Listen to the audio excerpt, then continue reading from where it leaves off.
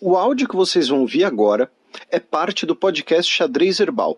Caso vocês queiram ouvir mais sobre esse assunto e outros temas de política internacional, é só ir em xadrezverbal.com. Bem, passemos agora para a coluna da professora Vivian Almeida. Te filtraba del estrés, hoy tu plan más ambicioso es sacarme una moneda para un tinto de botella, aunque no me reconozcas, fui peón de tu ajedrez. Vos que siempre dijiste, no hay vuelta atrás, ya fue para siempre, siempre puede cambiar. Se puede volver, se puede provar.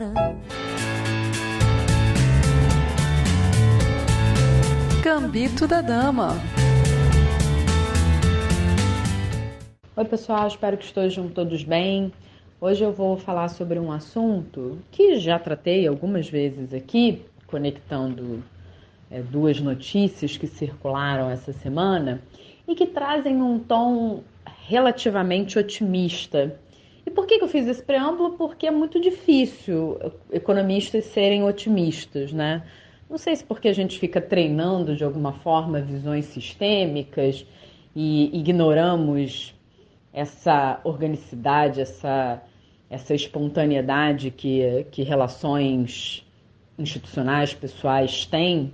Então a gente meio que bota uma linha reta para o resultado final e muitas vezes essas nossas previsões acabam sendo pouco otimistas.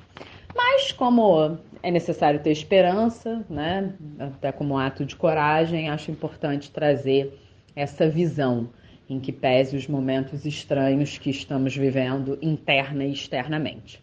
Bom, dito isso, eu quero repercutir dois assuntos. Um sobre a mudança na busca e no perfil do trabalhador norte-americano e uma coluna que saiu do Diamond, de Germes Armesiasso, sobre a leitura dele da experiência Covid.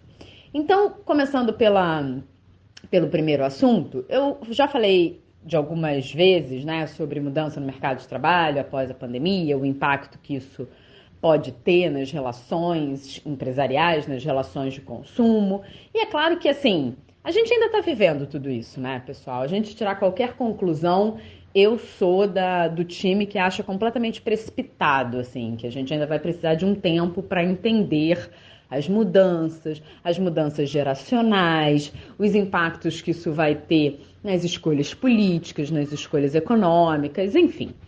E dito isso, um dos efeitos interessantes, e a gente sempre pode olhar para o que está acontecendo em outros países como uma espécie de T+1 do nosso país, com várias considerações, né, com várias ressalvas, mas enfim, de alguma forma é um preditor.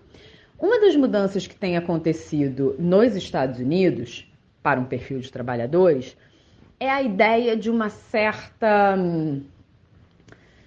Independência e autonomia são palavras muito fortes, mas de alguma forma uma reflexão sobre o tipo de trabalho. É claro, pessoal, que eu sei que é uma realidade diferente. É claro que eu sei que a gente aqui no Brasil está vivendo inflação, desemprego e uma série de dramas, e por favor, não é para vocês entenderem como se eu estivesse romantizando o que a pandemia fez e esperar que no Brasil isso tudo melhore. Só estou fazendo uma leitura. E aí, fecha esse parênteses, pensando aqui nos Estados Unidos, o que tem circulado reiteradamente é a ideia, por um lado, de pessoas pedindo demissão, o que pra gente é estranhíssimo pensar, e por outras, negociando o tipo de trabalho. Então, uma realidade que eu sempre falo aqui, se você tinha, pré-pandemia, um intenso desafio de conciliar a vida familiar com a vida laboral, quando você é obrigado a trabalhar de casa e vê que funciona, você fala para sua empresa, olha, eu quero continuar de casa. E aí, o curioso é que, assim, talvez na nossa cabeça de crise, né, porque no Brasil a gente já está em crise há bastante tempo, a gente pode pensar, bom, então ele vai ser, sei lá, ou vai ser demitido, ou vai ser coagido a voltar, ou vão propor uma redução de salário. Mas o que está sendo observado lá é um pouco diferente. Assim, não, eu te dou um bônus, né, para eventualmente você vir trabalhar, se o trabalho for presencial. E além disso, assim, esses equacionamentos vão tentando mitigar a ausência, inclusive, de políticas públicas. A gente sabe que os Estados Unidos não é um país conhecido pela oferta de políticas do cuidado familiar, como, por exemplo, creches, e que sempre foi um problemão esse equacionamento. E aí, quando você vê que você pode trabalhar em casa, isso de alguma forma é resolvido, né? Ou pelo menos em parte resolvido. E aí é interessante a gente pensar sobre esses ciclos, né? Como que é estranho a gente fazer essa análise para os Estados Unidos, já que a gente está vivendo num regime aqui, num sistema que, na verdade, a gente está numa preocupação meio que oposta, sabe? Um desemprego tão forte, uma precarização tão grande que aqui as pessoas estão deixando de ser Uber porque está caro ser Uber, sendo que Uber já é pra gente um reflexo de desemprego. E assim, o que a gente pode, de alguma forma, pensar é em que medida o crescimento econômico pode auxiliar nesse reequilíbrio. E ao auxiliar momentaneamente, por conta dessa definição, pode ensejar algumas políticas permanentes. Como eu disse para vocês, é um otimismo, né? Não é nada e não é nem característico da minha pessoa, né? É só uma forma um pouco diferente de pensar e tentar analisar e tentar projetar num contexto de melhora do cenário brasileiro. Como que o mercado de trabalho ele é duramente atacado por crises, a gente sabe o efeito disso. Ao mesmo tempo, a retomada dele é mais letárgica, mas de alguma forma ele responde a anseios que não são só da esfera produtiva. Ele responde a anseios que são também da esfera pessoal.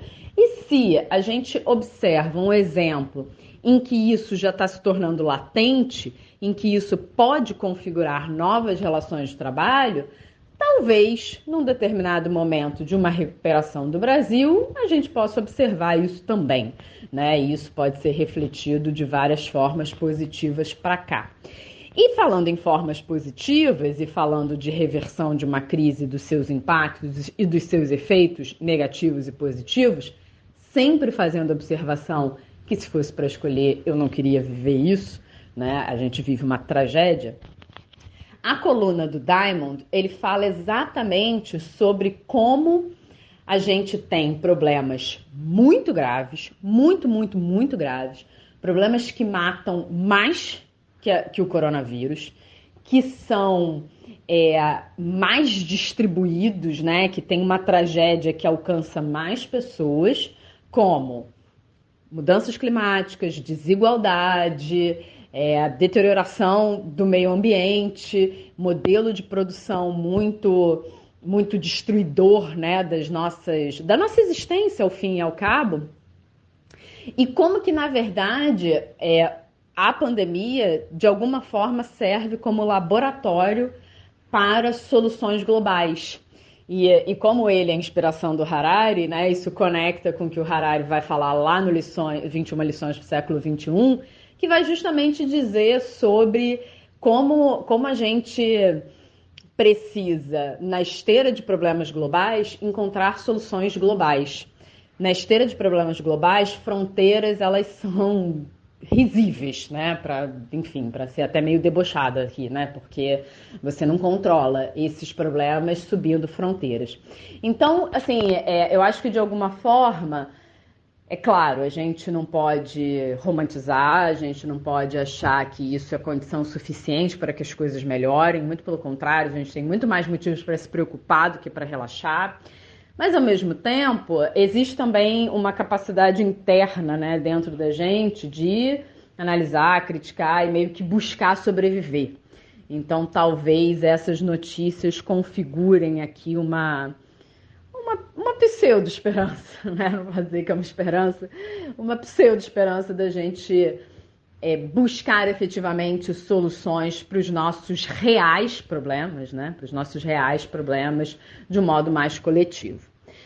Bom, pessoal, falando em problemas, né, de modo mais coletivo, e leitura e análise, eu queria indicar aqui um livro que é interessantíssimo, assim, não é um livro fácil de ler, no sentido de que você vai ser meio que tocado pessoalmente pelas coisas que você lê, sabe? Assim, pelo menos para mim foi uma experiência curiosa, digamos assim.